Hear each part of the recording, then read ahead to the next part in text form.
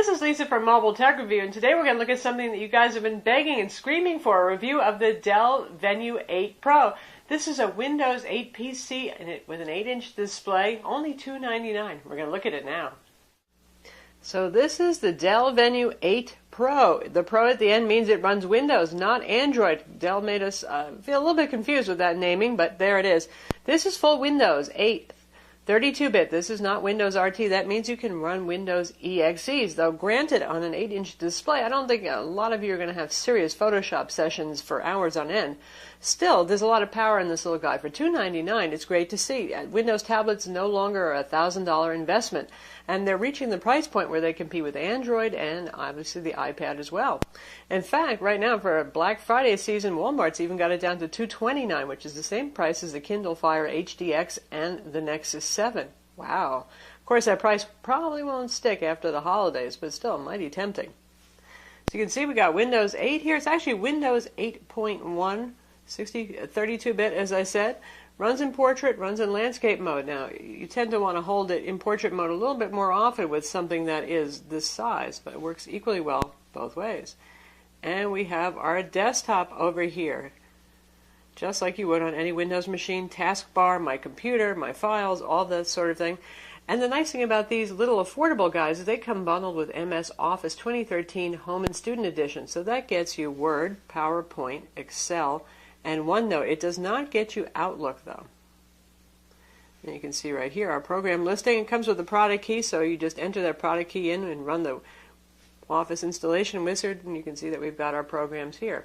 So it sounds too good to be true, doesn't it? The one drawback for your $299 price is you're only going to get 32 gigs of storage on this, and that means we have not a whole lot free. After installing Office, which actually doesn't take up that much space, you can see we've got 9.88 gigs free, and I have put one game on here that's only 100 megs, so that's not that big.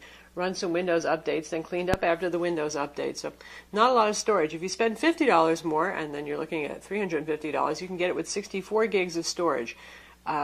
Certainly desirable if you do intend to install a lot of Windows EXE kind of programs on here, or some of the bigger games that are available on the Windows App Store. This can run everything that's on the App Store, plus your standard Windows applications as well. Looking around the device, we have an IPS display with very wide viewing angles, very nice color saturation and sharpness. The resolution is 1280 by 800. Now you might say, oh my goodness, that's no Retina device, but you know, everything looks really sharp on this. If we open up a web page, you can see Windows does a great job with text rendering. And also with image rendering. So it's not like you look at this and you say, ooh, you actually look and you say, wow, that's a really nice display. That's a crazy nice display for something in this price range. And you can see the application launch speed wasn't too bad there. This is eMMC, which is more like SD card style internal storage. You don't have access to it, but not as fast as SSD drives. Still, for the price, that's what you get. This is Intel Atom based, as are most really tiny Windows machines. The good news is Bay Trail, it's quad-core Atom, which is a whole lot faster than the last generation. And Intel Atom's actually getting to the point where the device is tolerable, even with the slower eMMC storage. You'll notice slower program launch times, but other than that, it's actually pretty darn bearable. Inside this device, we have the Intel Atom Z3740D. That clocks at 1.33 gigahertz with turbo boost up to 1.86 gigahertz. That's a quad-core CPU. It's not going to compete with Intel Core CPUs in terms of horsepower, but for something that's this size, you really probably are not going to be running super demanding applications on it, so it's not much of an issue. The back has a soft touch textured black finish. It's also available in red if you like. And here you can see up top, well, up top if you're holding it in landscape mode, volume controls are right here, power button right here, micro USB port, 2.0 port. If you use a USB dongle adapter, you can use things like flash drives. It doesn't put out enough power to use external 2.5-inch hard drives. And we've got a flash drive right here attached to a micro USB to USB host adapter, not included in the box, so you're going to have to find one of those yourselves. We'll plug that in and you'll see what happens. It's going to play the little happy Windows sound, and there it is opening up the flash drive and showing us the files that's on the flash drive. That port is also used for charging, so you cannot use a USB peripheral at the same time.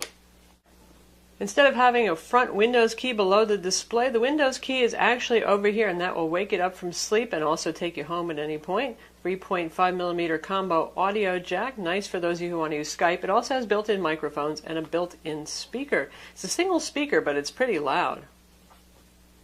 And this is our single speaker grill right over here.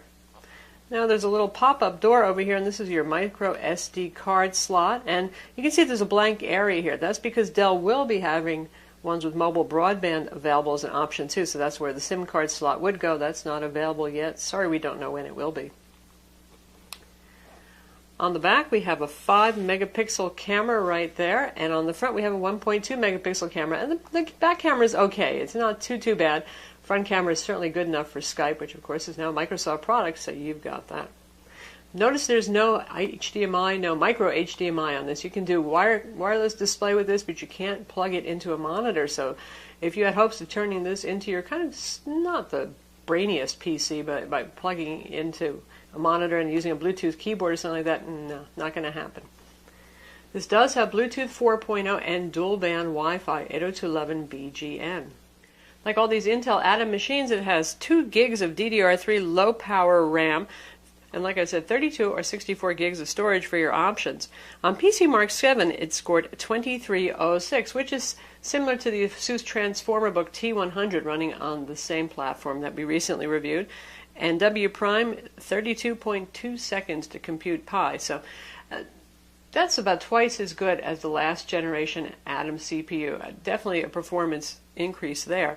And it really is tolerable to use. Certainly all the live tile applications, those are quick and responsive. They're geared toward running on anything, including mobile CPUs. But again, as a desktop CPU, it works pretty well too. You saw the speed for IE there. Since this is a PC, Adobe Flash Player, if you want to use Chrome as your web browser, we also have that installed. Let's launch that at the same time.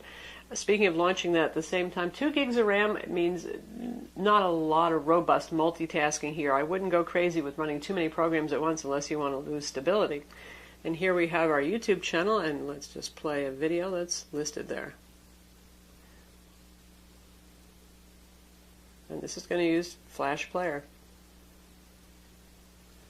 And we're using the Chrome web browser again to do this. So you're a bit...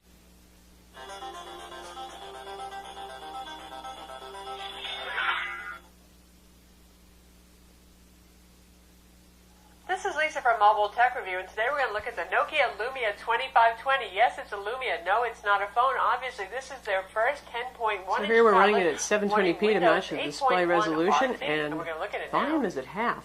So here it is, the Nokia Lumia 2520, available on Verizon Wireless and AT&T, unlike Microsoft Surface 2. It not only looks good, it sounds pretty good for a mono speaker there. Now, one drawback, you are running Windows on a tiny screen. You can see how teeny these little controls are for Flash Player, for example. So you're going to make some compromises there. And in general, using a desktop UI on 8 inches is, can be a little bit trying.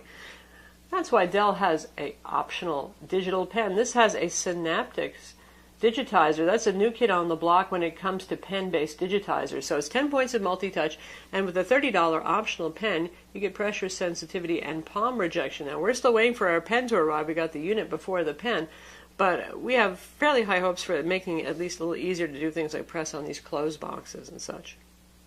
The battery is sealed inside, and by default, Dell ships it with auto brightness enabled, which most manufacturers do, and it runs way too dim. That's probably how Dell manages to claim 10 hours of battery life. But honestly, the IPS display is pretty bright. We're in a super bright room right now, so it's actually having a slight bit of difficulty combating a super bright room. But we disabled auto brightness and set it on max brightness for this, and it's quite bright, honestly, to be using indoors, and it's adequate outdoors. But anyway, once you turn off auto brightness, battery life does drop to more like 5.5 or 6 hours, which isn't rocking for an 8-inch Windows tablet, to be honest. But then again, it lets them make it pretty thin and light. This is 395 grams or 14 ounces and 0.35 inches thin, so it's as thin as any Mobile S Android tablet or iOS, the iPad mini with Retina display. You get the idea.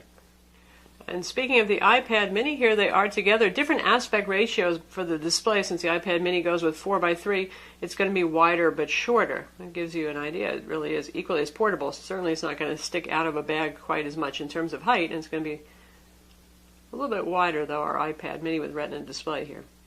So now to test out gaming, we're going to test out Reckless Racing Lite, which is graphically pretty nice and awfully hard to control. So we're actually going to use, check out how big this looks next to the device, right?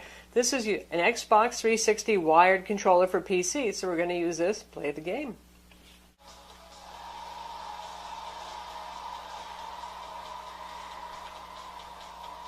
And Reckless Racing is nothing if not reckless, as you can see. But the graphics look great, the frame rates are just fine. This is certainly powerful enough to play this kind of game. And here we are getting wet and wild by the seashore. You can see it all looks really good. So it's not just good for MS Office, web browsing, social networking, and little light PC application use. It also can handle Windows Store games quite well. Forget World of Warcraft, just not going to happen. This does not have the power. The Intel Atom, even though it's a quad core, and Intel HD graphics are not up to things like Battlefield or World of Warcraft or anything like that. Fun as it might be to carry it around in an 8-inch tablet. Now, who's this product for? First off, it's those of you who live inside of Office. Here we have Office running. So this is full Office here. This is not a cut-down version of Word. It's not a third-party solution. Everything you can do with your desktop Office 2013 you can do here. Like I said, you get everything except for Outlook. You'll have to purchase that separately if you want it. So here we have our ribbons and our controls. So it's for those of you who want full Office, for starters. It's for those of you who want to run Adobe Flash Player as well. It's for those of you who do need Windows EXEs, though, like I said, for the size of the screen, I don't think you're going to be doing super-duper serious software development work or anything like that. Also, the CPU is not that fast. But for those of you who need occasional Windows compatibility, USB printers, USB 3G, 4G LTE dongles, drivers that are meant for Windows, any Windows PC will work on this. This is full Windows in your hand. It's pretty neat. And it has the whole Metro experience, too. Now, some people make fun of that, but there's a decent number of applications available now, touch-friendly, and you can actually spend a lot of time enjoying the mobile operating system on this as well with the mobile applications. Weather, news, recipes, we've got all sorts of things popping up. Flipboards coming, of course. We have things like Evernote. And anything that you can do in a web browser, you can do here too. A lot of mobile apps are also just shortcuts to websites. Since this runs full IE on the desktop or Chrome, your choice, they'll do it. So all in all, for $299, rock solid. There's some competition. Lenovo has their Mix 2.8 tablet. Same price, same features. Toshiba has the Encore. Acer's going to have the W4. So there's going to be a lot of these on the market, most of them with very similar features. It's going to come down to which one you like the looks of better, which one has a sturdier build. The Dell has a particularly nice build quality and look for the price, I think, and which brand you trust more. So that's the Dell Venue 8 Pro, and honestly, for the price, if you want it, I say go ahead and get it. It's a real solid product, and if you have a need for an 8-inch tablet that runs full Windows, well, you can't beat it. I'm Lisa from Mobile Tech Review. Be sure to visit our website for the full review and hit that like button.